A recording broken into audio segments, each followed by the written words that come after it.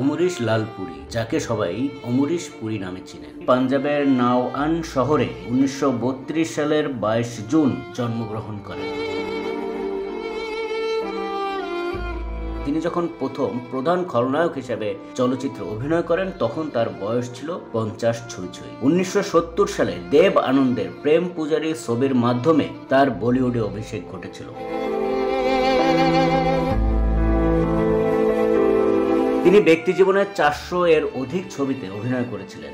Mister India, বিধাতা, Mary জং, ত্রিদেব, ঘায়েল, দামিনী, করণ অর্জুন নায়কের মতো ছবিতে অভিনয় করে বিশেষভাবে জনপ্রিয় হন।